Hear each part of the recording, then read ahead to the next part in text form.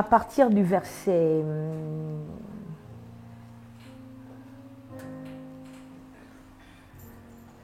5. Je lis les écrits. Du temps d'Hérode, roi de Judée, il y avait un sacrificateur nommé Zacharie de la classe d'Abia. Sa femme était d'entre les filles d'Aaron et s'appelait Élisabeth. Tous deux étaient justes devant Dieu, observant d'une manière irréprochable tous les commandements et toutes les ordonnances du Seigneur. Ils n'avaient point d'enfants parce qu'Élisabeth était stérile et ils étaient l'un et l'autre avancés en âge. Or, pendant qu'il s'acquittait de ses fonctions devant Dieu, selon le tour de sa classe, il fut appelé par le sort, d'après la règle du sacerdoce, à entrer dans le temple du Seigneur pour offrir le parfum. Toute la multitude du peuple était dehors en prière à l'heure du parfum. Alors un ange du Seigneur apparut à Zacharie et se tint debout à droite de l'autel des parfums. Zacharie fut troublé en le voyant et la frayeur s'empara de lui. Mais l'ange lui dit, « Ne crains point, Zacharie, car ta prière a été exaucée. Ta femme Élisabeth enfantera un fils et tu lui donneras le nom de Jean. Il sera pour toi un sujet de joie et d'allégresse et plusieurs se réjouiront de sa naissance, car il sera grand devant le Seigneur. Il ne boira ni vin ni liqueur enivrante et il sera rempli de l'Esprit Saint dès le sein de sa mère. Il ramènera plusieurs des fils d'Israël au Seigneur leur Dieu. Il marchera devant Dieu avec l'esprit et la puissance d'Élie pour ramener les cœurs des pères vers les enfants et les rebelles à la sagesse des justes, afin de préparer au Seigneur un peuple bien disposé. Alléluia. Quelque temps, verset 24, quelque temps après, Élisabeth, sa femme, devint enceinte. Elle se cacha pendant 5 mois, disant, c'est la grâce que le Seigneur m'a faite. Que quelqu'un dise, c'est la grâce que le Seigneur m'a faite. C'est la grâce que le Seigneur m'a faite. Quand il a jeté les yeux sur moi pour ôter mon opprobre parmi les hommes, je prophétise au nom de Jésus-Christ de Nazareth, que la grâce de Dieu sur vous ôte l'opprobre que les hommes ont libéré sur vous, dans le nom de Jésus. Je dis que toute personne qui passe par une humiliation, toute personne qui passe par une situation compliquée, je déclare que la grâce de Dieu vient sur elle et enlève la robe de l'opprobre, la robe de l'humiliation, au nom de Jésus-Christ de Nazareth. Ce soir, cette nuit, c'est un nouveau départ au nom de Jésus-Christ de Nazareth. Amen. Au 6e mois, verset 26. Au 6e mois, l'ange Gabriel fut envoyé par Dieu dans une ville de Galilée appelée Nazareth, auprès d'une vierge fiancée à un homme de la maison de David, nommé Joseph. Le nom de la vierge était Marie. L'ange entra chez elle et dit, « Je te salue, toi à qui une grâce a été faite. Le Seigneur est avec toi. » Troublée par cette parole, Marie se demandait ce que pouvait signifier une telle salutation. L'ange lui dit, « Ne crains point, Marie, car tu as trouvé grâce devant Dieu. Ma prière pour toi, c'est que tu trouves grâce devant Dieu dans le nom de Jésus. Et voici, tu deviendras enceinte et tu enfanteras un fils et lui donneras le nom de Jésus. Il sera grand et sera appelé fils du Très-Haut. Et le Seigneur, Dieu, lui donnera le trône de David, son père. Il régnera sur la maison de Jacob éternellement et son règne n'aura point de fin. » Marie dit à l'ange, « Comment cela se fera-t-il, puisque je ne connais point d'homme ?» L'ange lui répondit, « Le Saint-Esprit viendra sur toi et la puissance du Très-Haut te couvrira de son ombre. C'est pourquoi le Saint-Enfant qui naîtra de toi sera appelé Fils de Dieu. Voici, Élisabeth, ta parente, a conçu elle aussi un fils en sa vieillesse. Et celle qui était appelée stérile est dans son 6e mois. Verset 37. Car rien n'est impossible à Dieu. Que quelqu'un dise. Car rien n'est impossible à Dieu. Est-ce que tu peux le dire encore? Car rien n'est impossible à Dieu.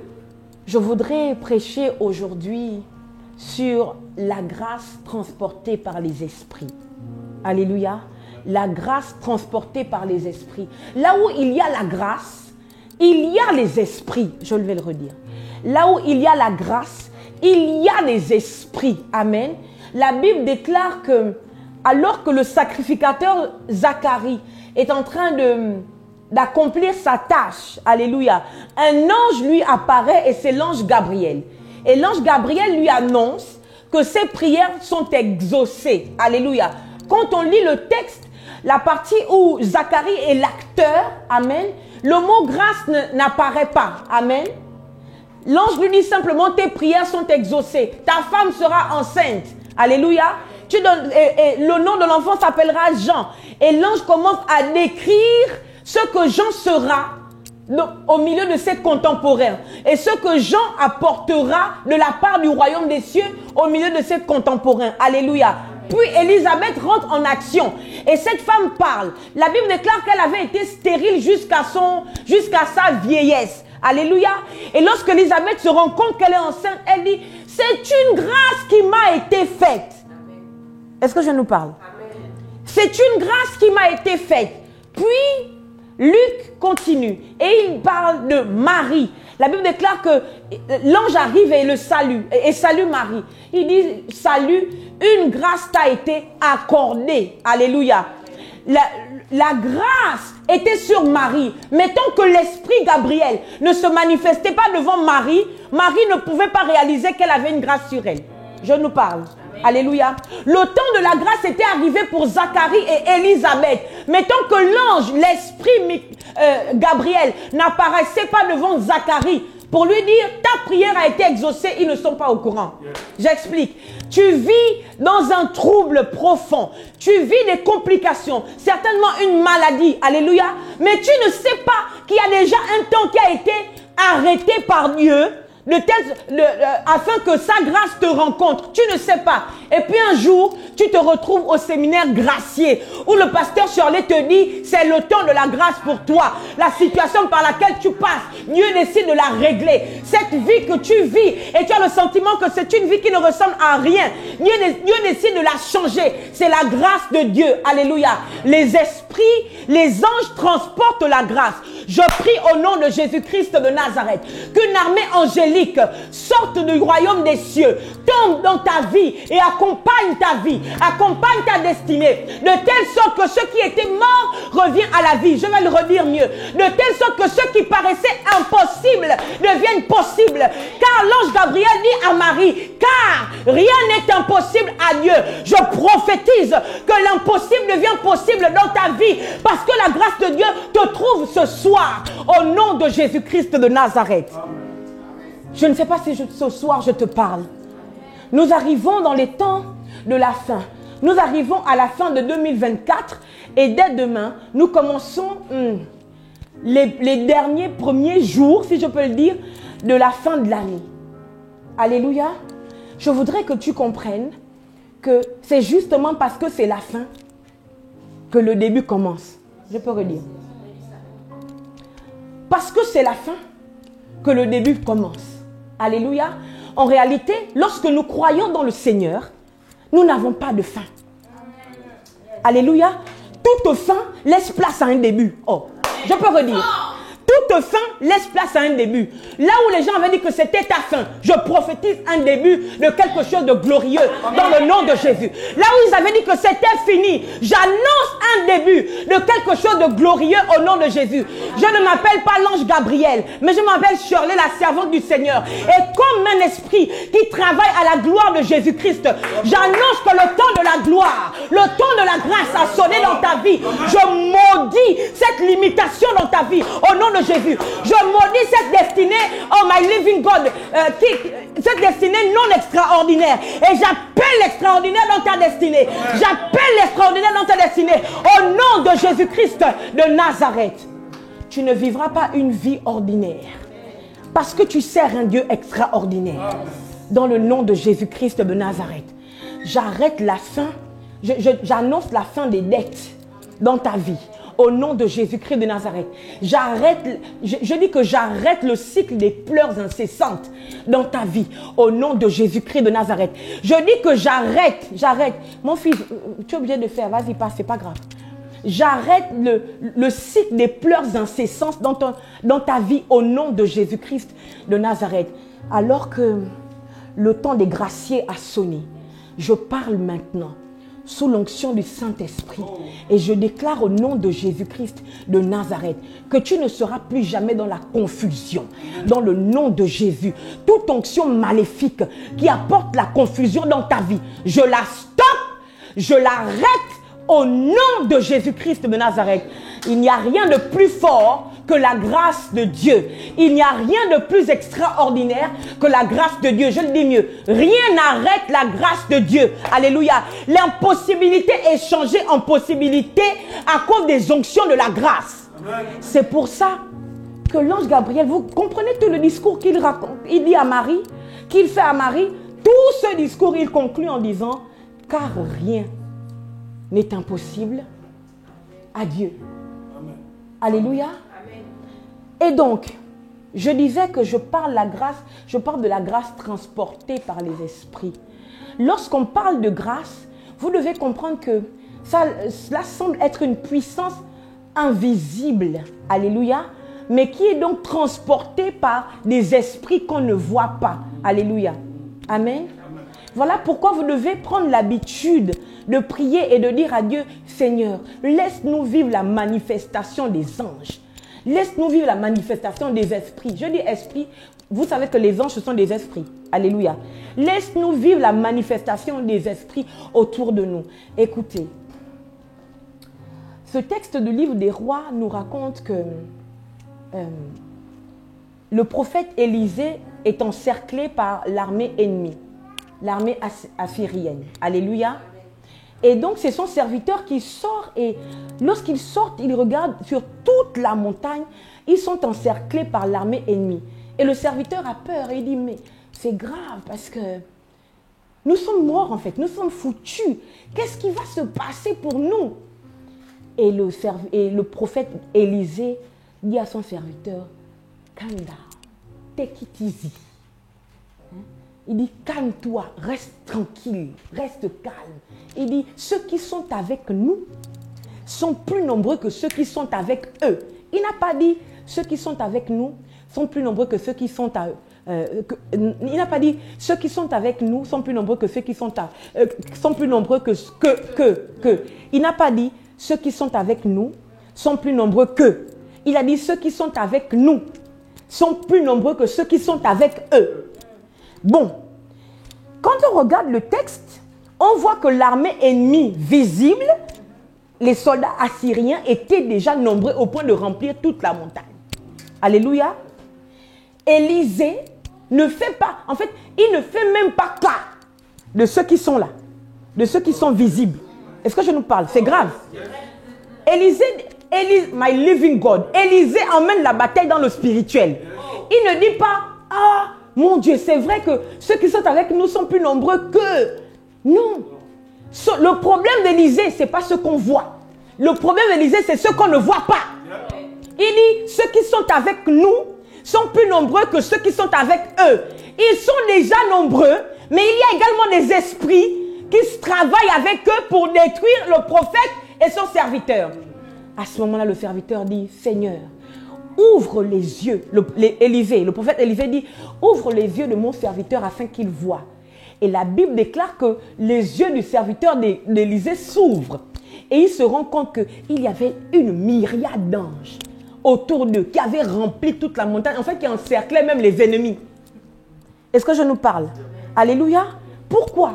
Ce que j'essaie de dire, c'est quoi? C'est que quand la grâce est sur nous, alléluia, il y a des onctions mystiques, il y a des esprits qui travaillent avec nous, mais on ne s'en rend pas compte. Est-ce que vous comprenez? Zacharie est en train de faire son service, mais il ne sait pas qu'il y a déjà un esprit du ciel qui a été envoyé pour le rencontrer au lieu de son service. Comme par exemple ici, vous vous dites qu'il n'y a pas 15 000 personnes. Amen. Donc je vais faire ma caméra avec négligence. Non! Tu ne peux pas filmer avec négligence. Tu ne peux pas faire la sécurité avec négligence. Pourquoi? Parce que la grâce est déjà sur nous. Et puisque la grâce est sur nous, il y a les esprits du ciel qui travaillent, qui sont déjà là. Tu ne sais pas, pendant ce temps-là, il y a déjà un ange qui a été affecté à ta vie pour changer ta destinée pour le meilleur, dans le nom de Jésus. Pendant que tu es en train de travailler, il y a déjà un ange que Dieu a relâché pour affecter ta destinée pour le meilleur et pour te rendre la domination que tu as perdue, pour te rendre la gloire que tu as perdue dans le nom de Jésus. Est-ce que je nous parle? Amen. Alléluia. Et donc, je disais que la grâce fonctionne avec les esprits. Alléluia.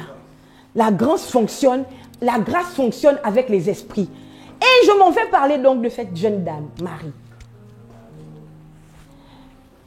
Pour Zacharie, cela devrait être normal que l'ange Gabriel s'approcha de lui. Alléluia. Parce que c'était un sacrificateur qui était habitué à la spiritualité, aux choses invisibles, qui était habitué au mouvement angélique. Alléluia. C'était un sacrificateur qui avait le droit de rentrer dans le lieu très saint. C'est là-bas qu'on trouve l'arche de l'alliance avec les chérubins de part et d'autre de l'arche. Alléluia. Donc c'était une atmosphère habituelle pour Zacharie. Amen. Alléluia. Or pour Marie, cela... En fait, c'est tout à fait normal que ce soit quelque chose d'inhabituel. Mais à cause de la grâce, je nous parle. Zacharie a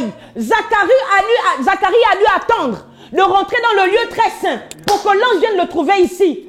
Mais à cause de la grâce qui était sur Maria, alléluia, l'ange n'a pas attendu que Marie soit dans un lieu très saint. Ah, my living God. Quand la grâce de Dieu est sur toi, alléluia, elle attire les esprits. Mais je vais t'expliquer. Elle n'attire pas seulement les anges, my living God. Les démons n'attaquent pas ceux qui n'ont rien. J'explique. Satan, le diable, n'attaque pas ceux qui n'ont rien. Dans ta famille, il y a un sorcier. Si tu n'as rien, il n'a pas ton temps. Mais quand tu as une étoile glorieuse, quand tu as un destin glorieux, c'est là que les sorciers vont tous se ruer autour de toi, autour de tes enfants, pour essayer de te bloquer. Quand tu sens qu'il y a trop de blocage dans ta vie, ça veut dire qu'il y a une grande grâce qui est sur toi. J'explique. En vérité, les anges, nous dit la Bible, ce sont des esprits, alléluia, affectés à ceux qui sont appelés à bénéficier du salut. Alléluia. Ce sont des esprits envoyés par Dieu, non, pour rendre ministère auprès de ceux qui doivent bénéficier du salut. Donc, nous qui avons accepté Jésus-Christ. Alléluia. Amen.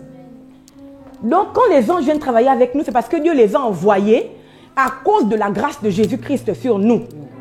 À cause de la grâce du salut. Amen. Amen. Maintenant, Dieu les active et la grâce qui est en nous leur permet de travailler. Alléluia. Dieu les active à cause de la grâce de Christ qui est en nous. Amen. Maintenant, je vous explique. Les démons, quand ils viennent dans nos vies, d'après vous, j'explique. Quand un démon vient t'attaquer, quand un sorcier vient contre ta vie, alléluia, il vient pourquoi? T'empêcher d'avancer, t'empêcher de te marier, t'empêcher d'être en paix dans le foyer, t'empêcher de réellement bien faire le ministère, t'empêcher d'avoir cette promotion, t'empêcher d'avoir une vie glorieuse, une vie qui glorifie le Seigneur. Alléluia. Or, cette vie qui glorifie le Seigneur, l'onction pour te marier, en fait, ce sont des onctions. Amen. Donc, quand les démons viennent, ils viennent, on nous dit qu'ils viennent pour stopper l'onction. Pour que l'onction ne travaille plus dans notre vie, de telle sorte qu'on commence à tourner en rond, rien ne fonctionne, rien ne marche. C'est ça, non? C'est ce qu'on nous dit. Sauf que, comprenez, les démons n'ont pas une onction pour, pour percer. J'explique mieux. Les démons n'ont pas une onction qui va de gloire en gloire. D'accord? Quand une femme va chez un tradipraticien, d'accord? Chez un féticheur, quand elle va là-bas pour dire « je n'ai pas d'enfant, j'aimerais avoir des enfants ». Amen. Et puis finalement, il lui donne une pratique, il lui dit « tue un mouton, égorge un coq ou bien fais ceci, avale ça, frotte la terre sur toi, mets les pupilles du moineau dans ton oreille. » Enfin, je dis un truc aléatoire. Tout ça là, et puis quand elle fait, ça fonctionne, elle est tombée enceinte. D'après vous. Est-ce que Satan a le pouvoir de donner un enfant? Est-ce que Satan a le pouvoir de créer? Non plus, non. La Bible parle, c'est Jérémie qui dit, avant que tu ne... c'est Dieu qui parle. Il dit, avant que je ne t'eusse tissé dans le ventre de ta mère, je ne t'eusse tissé. Donc ça veut dire que c'est Dieu qui fabrique l'être humain dans le ventre d'une femme. Alléluia. Et nulle part dans la Bible, Satan ne peut fabriquer un être humain dans le ventre d'une femme. Alléluia. Bon, l'onganga là, le tradit praticien, le féticheur, il a réussi comment? À donner la grossesse à la dame. J'aimerais avoir des mouchoirs, s'il vous plaît. Il a réussi comment? Je vous explique. En réalité, quand les sorciers viennent, d'accord, travailler contre nous, ils ne bloquent pas seulement notre onction, ils volent. Okay. J'explique. Okay. D'accord, je vous redis. Quand ils viennent travailler contre nous, d'accord, quand Satan le diable, quelle que soit la forme qu'il prend, ton oncle sorcier qui t'en veut, ton mari, ta femme sorcière qui est devenue folle ou fou. Oui, bah oui, il faut être fou pour faire les fétiches à ton mari ou à ta femme. Il faut vraiment atteindre une dimension compliquée. Alléluia. Donc, toute personne maléfique qui travaille à stopper ta destinée, en fait, elle vole tes grâces. D'accord? On appelle ça la pratique de l'échange. Elle vole ta grâce. D'accord? Donc le féticheur, écoutez, tous ceux qui vont chez les féticheurs, j'espère que ça en note bien. Tous ceux qui vont voir les tradis praticiens, tous ceux qui vont voir les occultes, d'accord? Ceux qui travaillent avec la magie, la sorcellerie et toutes ces choses. Vous devez comprendre une chose, hein? Quand vous allez vous présenter là-bas, vous donnez vos noms. D'accord? Et même si vous ne donnez pas vos noms, parce que Jésus n'a pas donné son nom aux mages. Les mages qui ont vu l'étoile de Jésus, est-ce qu'ils connaissaient le nom de Jésus? Non. Ils ont vu l'étoile de Jésus, non? Je vous explique. Quand vous allez chez les féticheurs, non? Même si vous ne donnez pas vos noms, vous allez avec votre visage, non? Vous allez avec votre face, d'accord? Votre étoile est logée ici. C'est pour ça que quand un bébé naît, il se laisse à la fontanelle. On ne blague pas avec ça. Hein? Vous ne pouvez pas présenter votre enfant à n'importe qui. L'enfant vient de naître et puis tout le monde vient. Coucou. Il prend ton enfant, il touche sa tête. On ne fait pas ça. On ne fait pas ça. J'aurais dit, on ne fait pas ça. D'accord? Quand vous allez chez les tradis praticiens, vous vous avancez. Même si vous n'avez pas donné votre nom, vous avez montré votre front. D'accord? Et sur votre front, il lit le type de grâce que vous avez. Le type d'onction, le type d'étoile que vous avez. D'accord? Et si vous n'êtes pas fort, il vous prend votre chance, votre grâce. Mais vous, qu'est-ce que vous croyez? Vous croyez quoi? Vous êtes allé chez le féticheur pour votre problème. Il a soi-disant résolu votre problème et puis il vous laisse partir comme ça. Il vous laisse partir sans rien. Il efface votre empreinte mystique de sa base de données. Hein? Vous croyez qu'il efface votre empreinte mystique de sa base de données? Mais il n'efface pas, qu'est-ce que vous croyez? Il n'efface pas. Vous êtes allé vous présenter, il a votre empreinte mystique dans sa base de données. D'accord? Et donc, quand il travaille à vous détruire, les méchants, non seulement il bloque votre onction, mais il vole vos grâces. Il vole vos grâces. Il vole vos onctions. Il maîtrise vos étoiles. Voilà pourquoi il y a des gens qui disent que, on va vous dire que c'est écrit où? C'est écrit où? On a besoin de que ça soit écrit. Hein? C'est écrit où? C'est écrit où? Oh non, personne ne peut voler ton étoile. Personne ne peut obscurcir ton étoile. Si. Si. Alléluia. C'est pour ça qu'on ne peut pas. C'est soit vous êtes avec Jésus-Christ, réellement, soit vous êtes un pied dedans, un pied dehors, et Jésus a dit, celui qui met la main sur la charrue et regarde en arrière n'est pas digne de moi. Vous comprenez? Il dit, celui qui n'est pas pour moi est contre moi. C'est ce que Jésus dit. C'est Jésus qui parle. Alléluia. Donc, quand on est réellement chrétien, quand on attrape Jésus, on l'attrape jusqu'au bout. Même s'il y a les tempêtes, même si c'est compliqué, même si ça bouge, même si c'est grave, même si tu ne sais plus où aller, tu attrapes Jésus. Parce que celui qui a le chemin, c'est lui. Je le dis mieux. Celui qui est le chemin, c'est lui. Alléluia. Donc je disais qu'à chaque fois qu'on parle de la grâce, il y a des esprits. Alléluia. Zacharie a dû attendre de rentrer dans le lieu très saint pour rencontrer les esprits. Mais Maria n'a pas attendu de rentrer dans un lieu très saint. Alléluia. Amen. C'est l'ange qui est venu la trouver là où elle était. L'ange est venu la trouver là où elle était. Alléluia. À cause de quoi? Quand l'ange arrive, il dit, je te salue. Toi à qui une grâce a été faite. My living God. Quand une grâce a été faite sur toi, tu as le salut des esprits. Je te parle.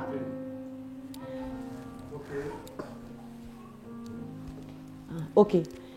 Je disais que on nous a dit que le salut, c'est Jésus qui nous l'apporte. N'est-ce pas? Hein? Le salut, c'est Jésus qui nous l'apporte. C'est ça, non? Alléluia. Avant que Jésus n'arrive, le salut était déjà disponible. Je vais redire. Je peux redire. Je vais redire. L'ange arrive. L'ange, quand il arrive chez Zacharie, il lui parle directement. Oui, Zacharie, tes prières ont été exaucées. Alléluia. Quand il arrive vers Marie, il dit, je te salue. D'accord? Il dit, je te salue. Pourquoi vous estimez que le salut que l'ange donne, ce n'est pas le salut, c'est seulement Jésus qui donne le salut? Je peux redire.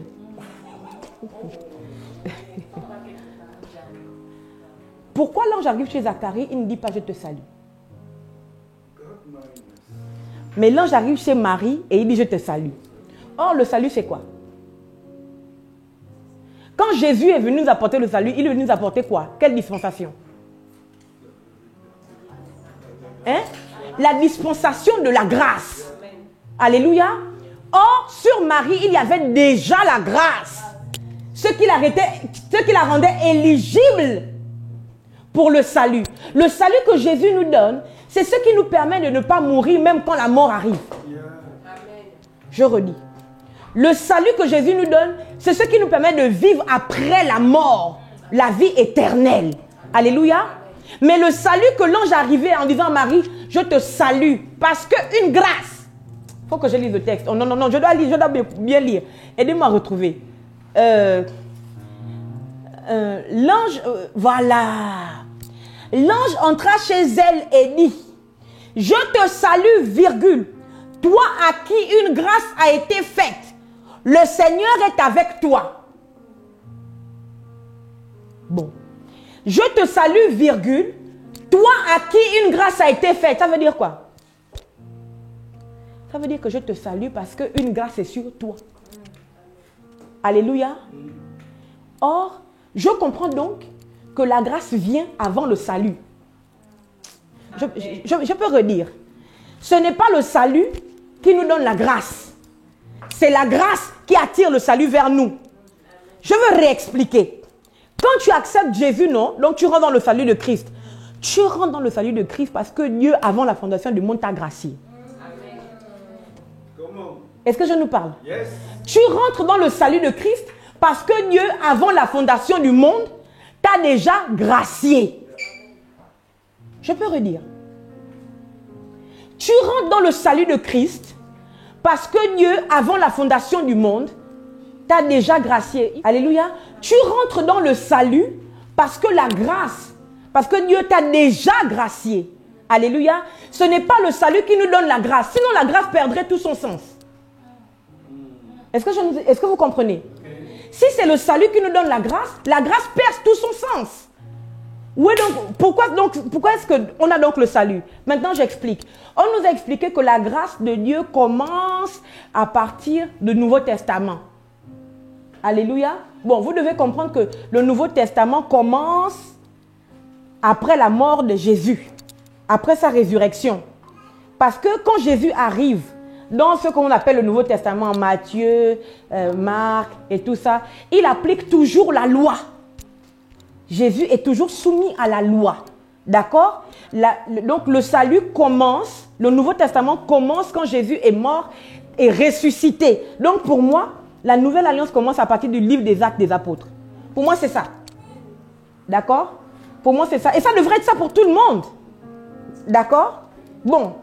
Donc, on nous explique que la grâce est rentrée quand Jésus-Christ est arrivé.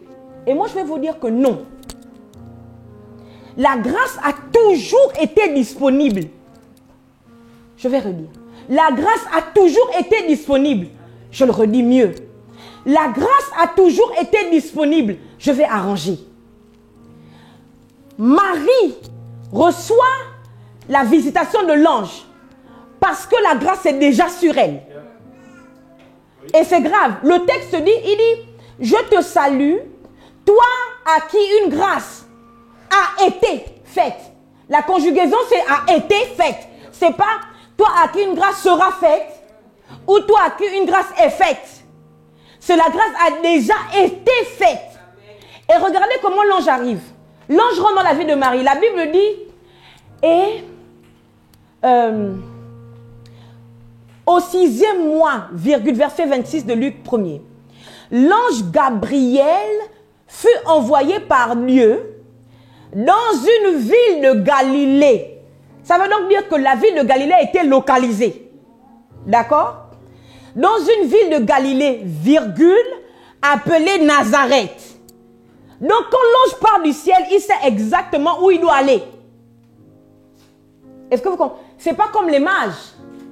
Les mages sont arrivés à Jérusalem et puis ils sont allés directement chez Hérode. Alléluia.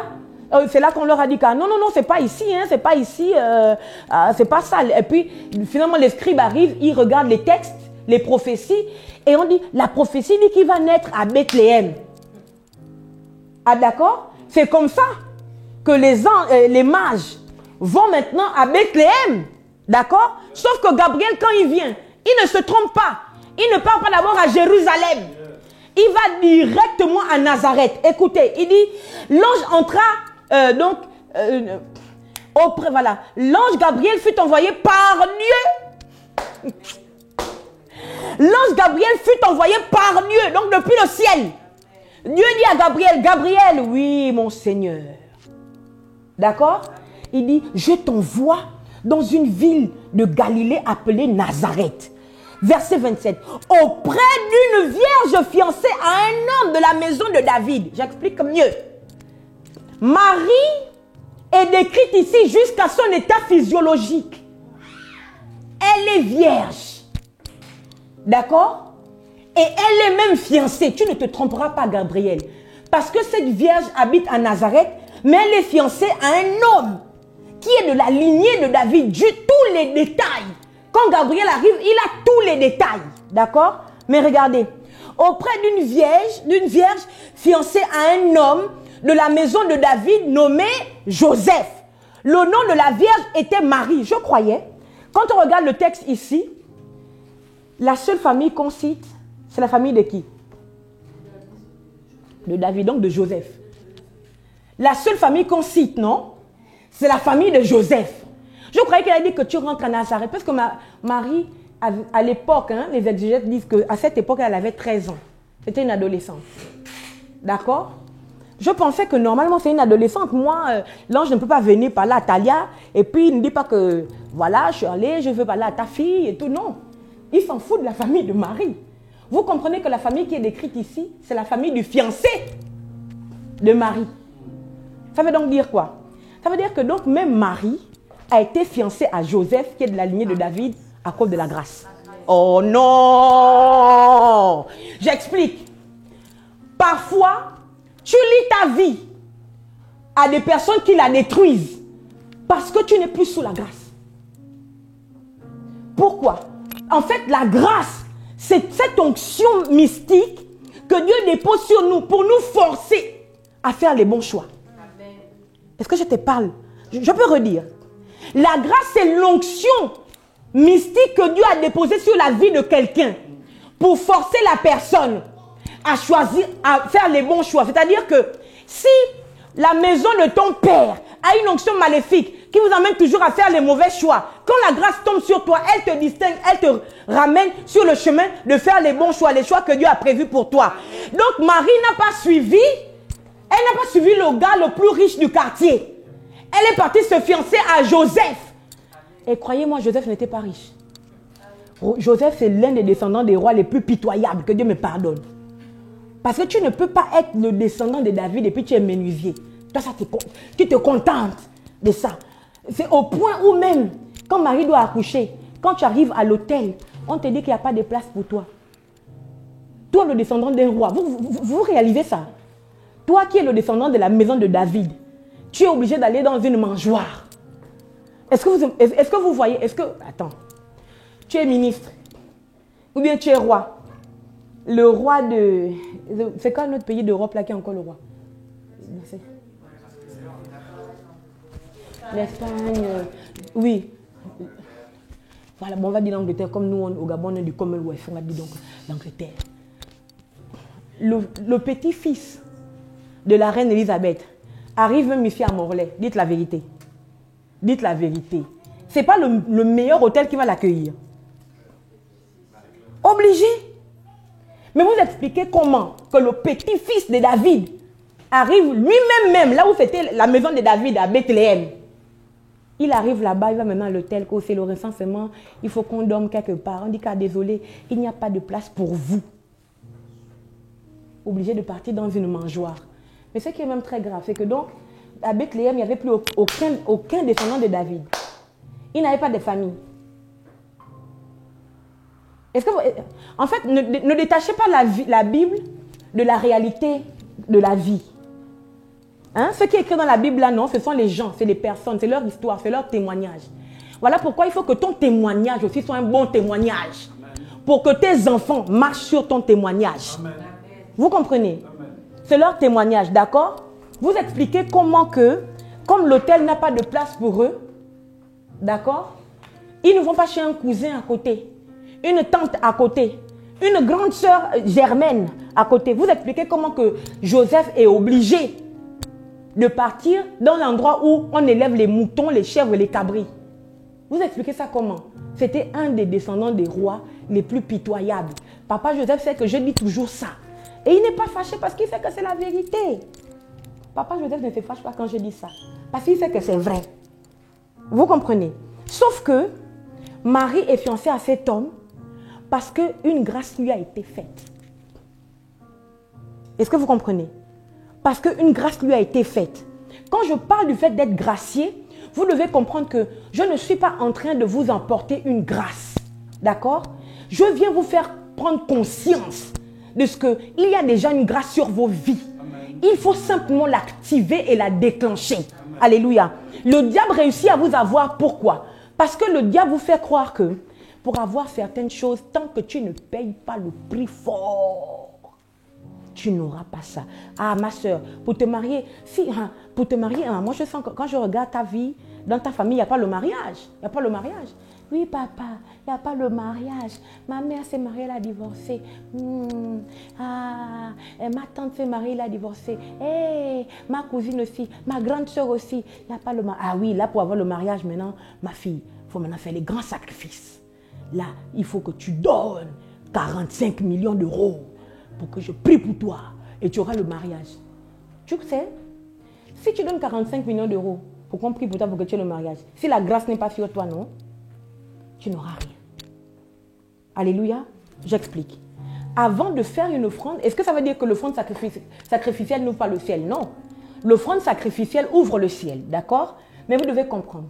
Si vous faites une offrande sous un ciel qui n'est pas gracié, vous perdez votre argent. Vous faites une tontine. Faire une offrande sous un ciel qui n'est pas gracié, vous faites une tontine. Et la tontine, tout le monde cotise. Alléluia. La tontine, tout le monde cotise. C'est votre tour. Ça veut dire que vous devez donner un autre tour. Je vous prends un exemple. Moi, ma fille Célestine qui est là, beaucoup de prophéties sont sorties et une qui m'a vraiment beaucoup choquée, c'est que le mariage et même le fait d'enfanter, il n'y en a pas dans son sens. C'est-à-dire que ça a été bloqué, d'accord? Et puis le prophète lui demande, mais tu as fait comment pour tomber enceinte? Parce qu'elle a quand même un enfant, d'accord? Tu as fait comment pour tomber enceinte? Je crois qu'elle ne sait même pas.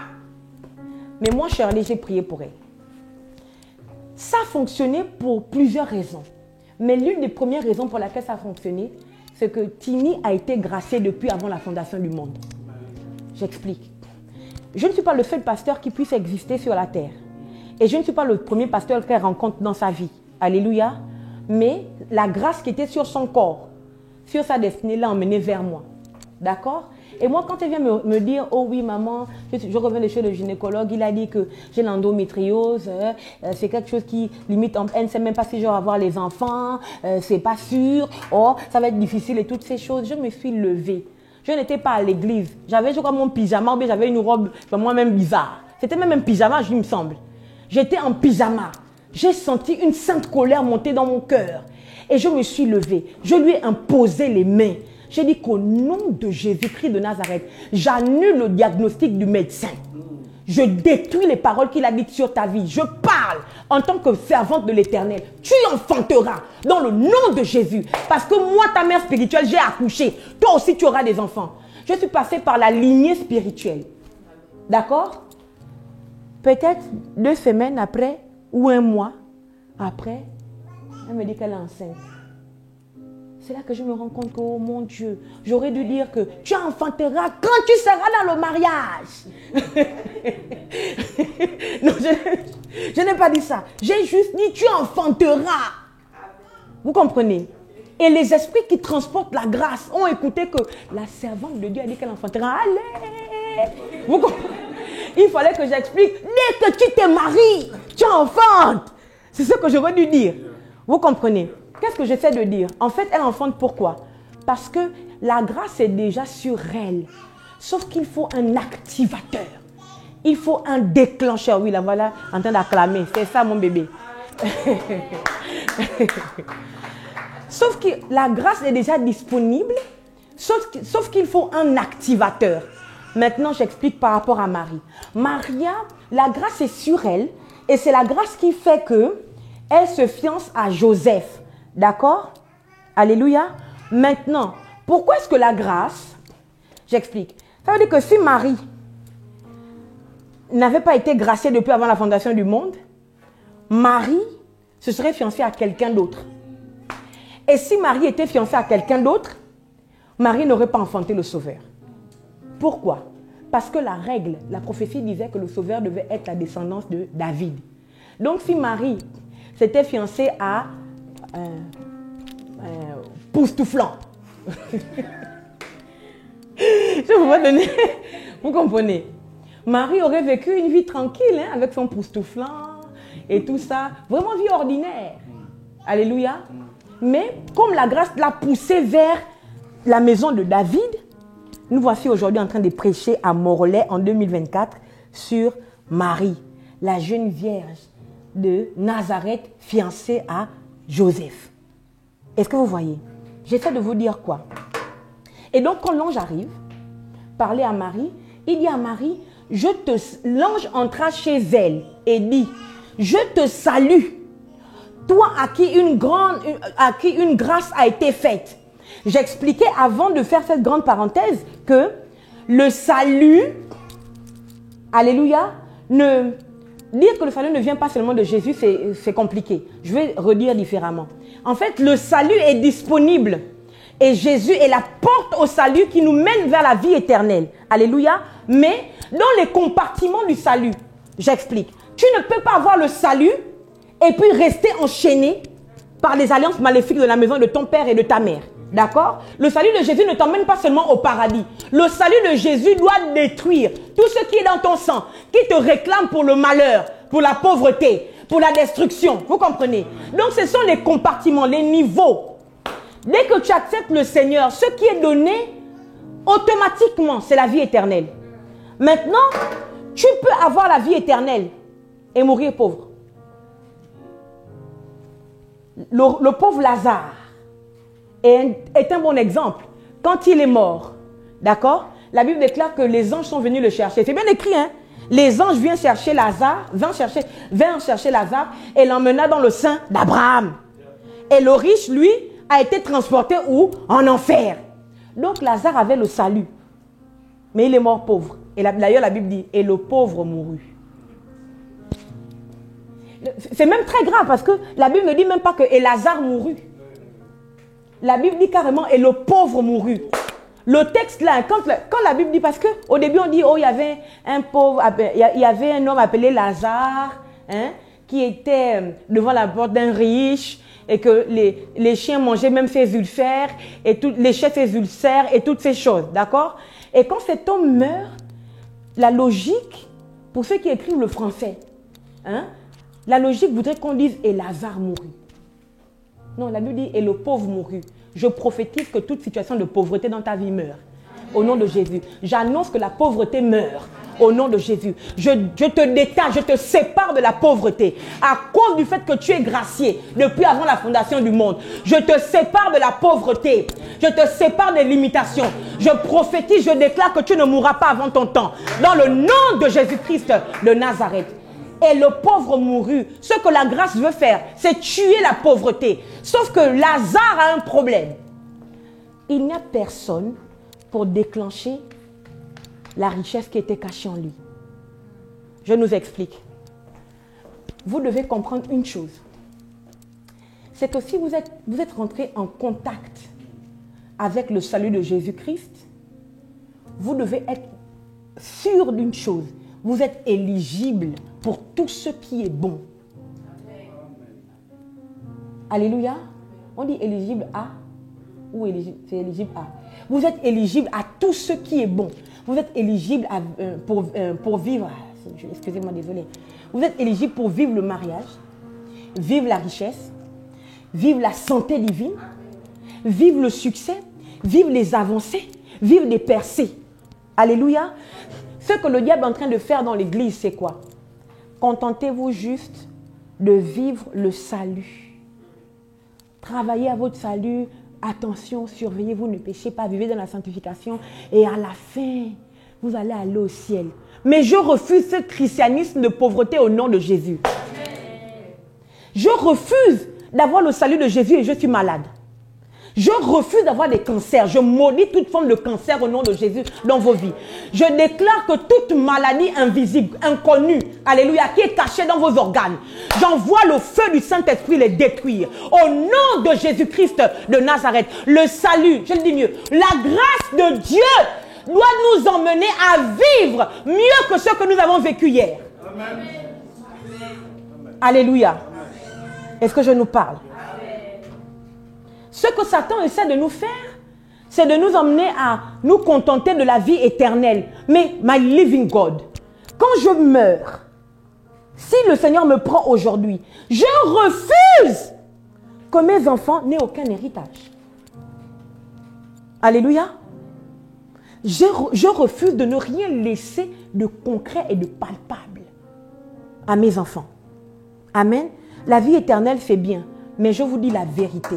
Il dit personne qui aura quitté père, mère, frère, soeur, tante, tout ce que vous voulez pour s'attacher à moi ne partira d'ici sans être récompensé au centuple dans le siècle présent. C'est l'apôtre Pierre qui lui demande que nous on a tout quitté pourtant maintenant on fait quoi? Jésus dit que personne qui a tout quitté pour moi ne va repartir sans vivre les bénéfices dans le siècle présent. Ça veut dire que Jésus n'attend pas qu'on vive le bonheur au ciel. Il n'attend pas qu'on vive le bonheur au paradis. On doit commencer à vivre le bonheur maintenant, sur la terre. Notre problème, c'est quoi? C'est que le diable a obstrué notre intelligence. Mais l'apôtre Paul a dit, soyez renouvelés. Alléluia. Vraiment, vivez le renouvellement de l'intelligence. Apprenez la connaissance. Alléluia. Et la connaissance, c'est la parole de Dieu. Qu'est-ce qu'elle dit sur vous? Il lit en Luc 4, c'est ça? Verset 18. L'Esprit du Seigneur est sur moi parce qu'il m'a oint pour annoncer la première phrase. C'est une bonne nouvelle aux pauvres. Ça veut dire que Jésus a horreur de la pauvreté. La grâce doit faire la guerre à toute onction de pauvreté dans vos vies, dans vos familles, dans le nom de Jésus-Christ de Nazareth. Si tu es gracié, le Dieu qui fait grâce te sort de la pauvreté au nom de Jésus. C'est pas parce que ton père ou ton grand-père était pauvre que toi tu dois finir pauvre. Au nom de Jésus, je détruis cette malédiction dans ta vie et je te fais rentrer par la grâce de Dieu dans la bénédiction de la richesse au nom de Jésus. Donc non, Il dit qu'il vient pour que nous ayons la vie éternelle, c'est vrai. Mais il dit l'Esprit du Seigneur est sur moi. Parce qu'il m'a oint. Alléluia. Il n'a pas dit mon Père est sur moi. Ok? Il n'a pas dit mon Père Dieu est sur moi. Parce qu'il m'a oint. C'est pas ce qu'il a dit. Jésus-Christ est la grâce personnifiée. J'ai dit que je prêche aujourd'hui sur la grâce transportée par les esprits. D'accord? Jésus-Christ est la grâce personnifiée. Alléluia. Et Jésus parle. Il ne dit pas Dieu mon Père est à côté de moi. Il est sur moi. Alléluia. Il dit l'Esprit. Ok? Je peux redire. Il n'a pas dit Dieu mon Père. Dieu mon Elohim. Dieu l'Elohim. Celui qui a créé le ciel et la terre est sur moi. Ou bien il est à côté de moi. Non. Là, c'est du domaine de l'esprit. La grâce travaille avec les esprits. Est-ce que je nous parle? L'Esprit du Seigneur est sur moi parce qu'il m'a oint pour annoncer une bonne nouvelle aux pauvres. Alléluia. Il m'a oint pour guérir ceux qui ont le cœur brisé. Je vais t'expliquer. Il dit pour renvoyer libre les opprimés. Alléluia. Et pour annoncer la délivrance aux captifs. Ok? Vous devez comprendre une chose. La grâce travaille avec les esprits. D'accord?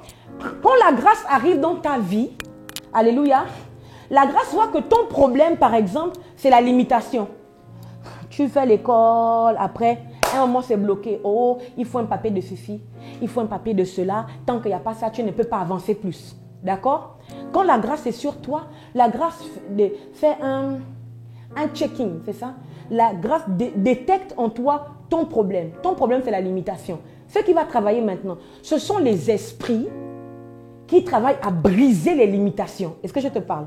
Alléluia. C'est l'onction qui travaille à briser toute forme de limitation qui va être libérée sur toi. Cependant, si tu ne sais pas comment faire pour déclencher ce type d'onction, Dieu, à cause de la grâce, Dieu te met sur le chemin de quelqu'un qui a la connaissance pour déclencher l'onction qui brise les limitations. D'accord?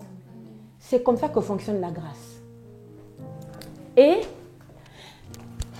si pour obtenir la grâce, il nous faut faire des efforts, ce n'est plus la grâce. D'accord? Je vais le redire. Si pour obtenir la grâce, il nous faut faire des efforts, ce n'est plus la grâce. La grâce a perdu tout son sens. Cependant, la grâce te permet d'augmenter d'efforts dans un domaine précis où tu as besoin d'augmenter. Je t'explique. La grâce ne t'éparpille, elle ne t'éparpille plus. Tu n'es plus éparpillé.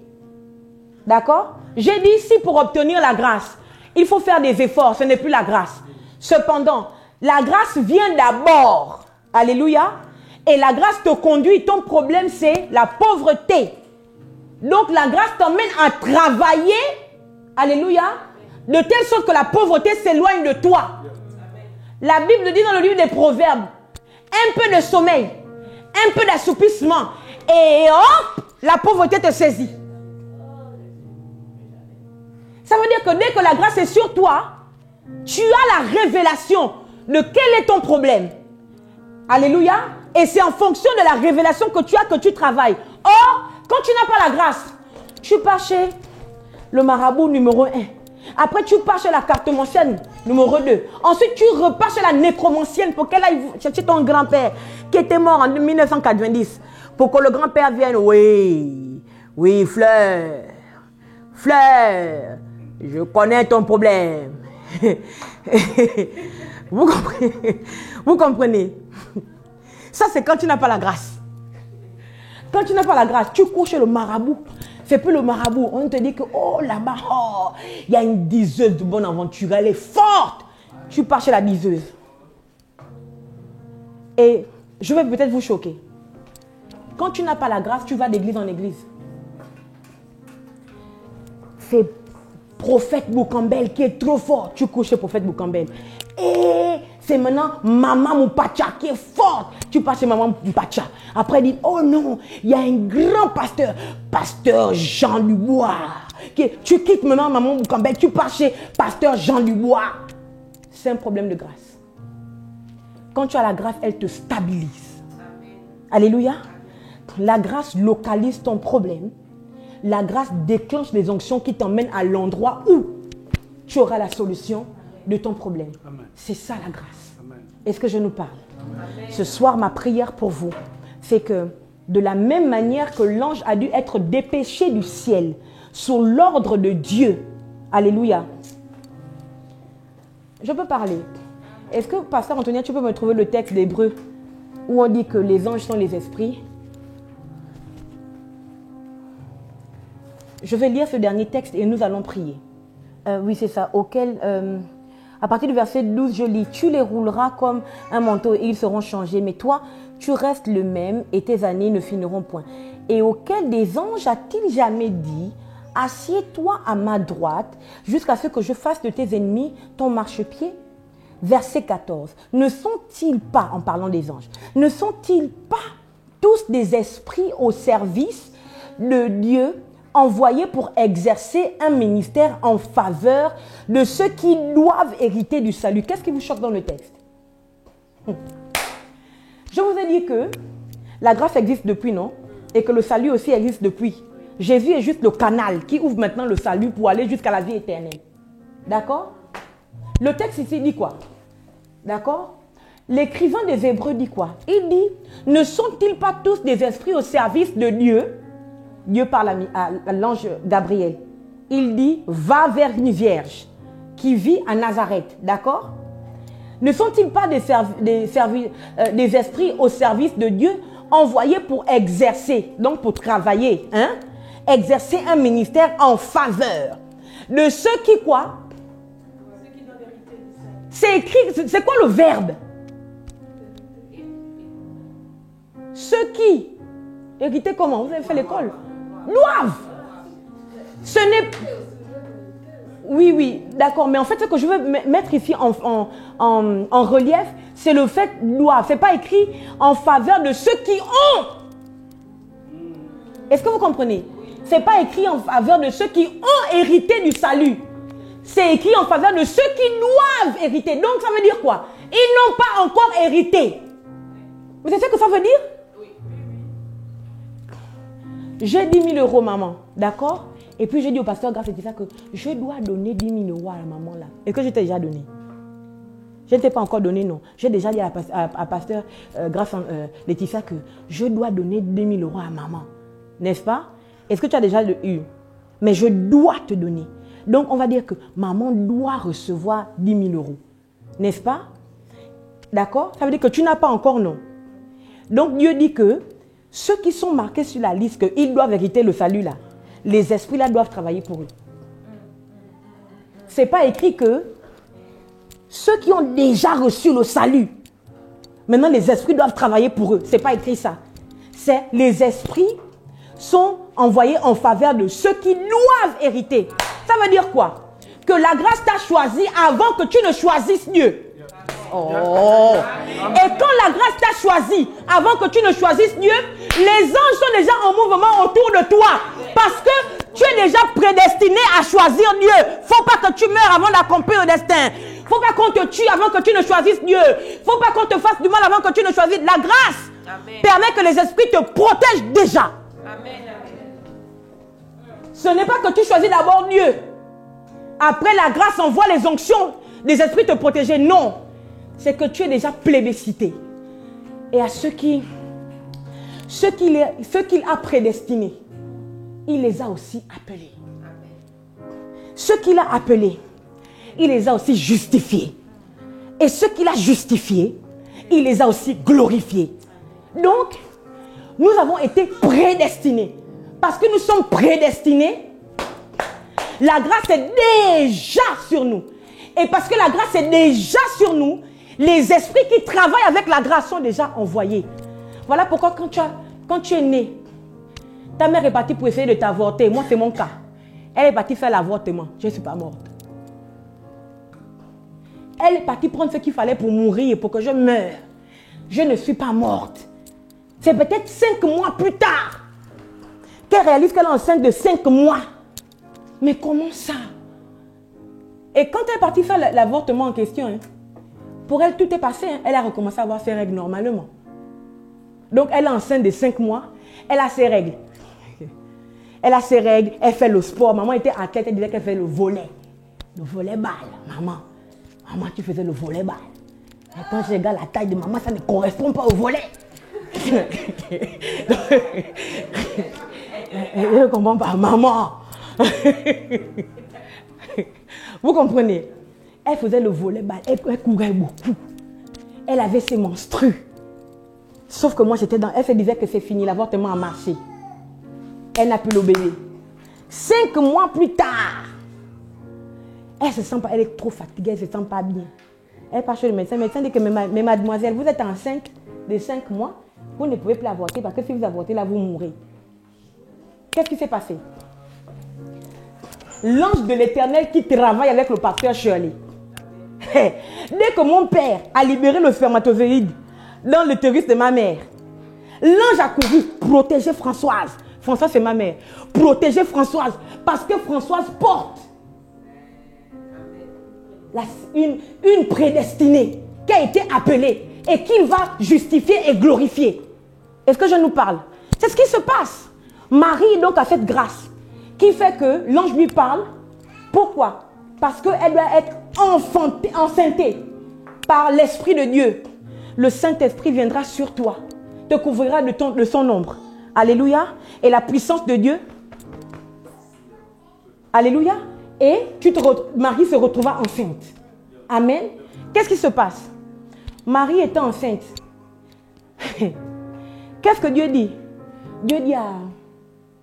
on appelle ça comment? Marie est enceinte. Tout ce qui se passe autour de Marie, en fait, Marie est devenue une propriété hautement sécurisée du ciel. Pourquoi? Parce qu'elle est enceinte de quelque chose. La grâce l'a prédestinée à être enceinte de quelque chose de grand. Alléluia. Maintenant, quand Marie accouche et que Hérode veut tuer l'enfant, je croyais que on croyait que la grâce de Marie c'était seulement pour avoir Jésus, non? Normalement, quand Marie a déjà accouché, Hérode veut tuer l'enfant, on s'en fout de Marie. Oui. Dieu n'a qu'à se débrouiller avec ses anges, il protège seulement Jésus. Oui. Qu'est-ce que Dieu fait? L'ange revient, l'ange parle à Joseph, il dit, prends l'enfant et sa mère. Vous devez comprendre que quand la Bible parle des choses, quand la Bible écrit non, tous les mots ont un sens. Il aurait pu dire que prends l'enfant. Si Dieu voulait mettre l'emphase seulement sur l'enfant, Dieu allait dire prends l'enfant, cache-le en Égypte. Mais la Bible précise, prends l'enfant et sa mère. Quand tu as le projet de Dieu, je le dis mieux, quand tu es quelqu'un que la grâce a sélectionné, même si tu as déjà enfanté la chose pour laquelle Dieu t'a fabriqué, alléluia, Dieu va continuer de te protéger. Pourquoi? Parce que Dieu n'est pas un ingrat. Dieu n'est pas ingrat. Dieu n'est pas oublieux. Quand Dieu t'a sélectionné pour porter sa grâce, quand Dieu t'a sélectionné pour manifester un certain destin, même quand tu es en train de le manifester, même quand tu as fini, Dieu a toujours son regard sur toi. Amen. Dieu a toujours sa protection sur toi. Amen. Je crois qu'ici, au nom de Jésus, il y a des personnes que la grâce a sélectionnées. Il y a des personnes que Dieu a enfantées d'un destin glorieux. Voilà pourquoi je prophétise. Si les hommes vous ont abandonné, la puissance et la main de Dieu ne vous abandonnera jamais. Vous êtes protégés. Vos enfants sont protégés. Vos affaires sont protégées dans le nom de Jésus. Et même si vos projets d'affaires ne sont qu'au stade de projet, je prophétise que ce projet est protégé. Le diable ne vous découragera pas pour tuer le projet. Au nom de Jésus, j'annonce la délivrance dans tous les domaines de vos vies où vous avez besoin de délivrance. Dans le nom de Jésus, j'annonce la délivrance au nom de Jésus. Et je déclare qu'à partir de ce soir, quelque chose de différent se passe dans le nom de Jésus. Toute forme de limitation se brise au nom de Jésus. Toute cage maléfique, là où on a voulu vous enfermer, enfermer vos destinées, enfermer vos enfants, enfermer vos avenirs. Au nom de Jésus, je les brise par l'onction du Saint-Esprit et par le pouvoir de la grâce de Dieu. Au nom puissant de Jésus-Christ de Nazareth. Amen. Je voudrais qu'on se lève maintenant. Et nous allons prier quelques minutes avant de prendre congé. Shataraba sukenemana, ipradiana masekete, fascinana maseka, brasukaniana que seperea. Liparania kasekete de brosa, shataramanda rabasekete, shataramana na na na na na na na, Shekadiamande rekedebosa. Braso katala. Ikandele mana ninana. Hinanana. Shakaramasi kedemana ya. Hey. Que ta grâce brise le joug. Que ton onction brise les jougs. Que ta grâce brise le joug. Que ton onction brise le joug. Que ta grâce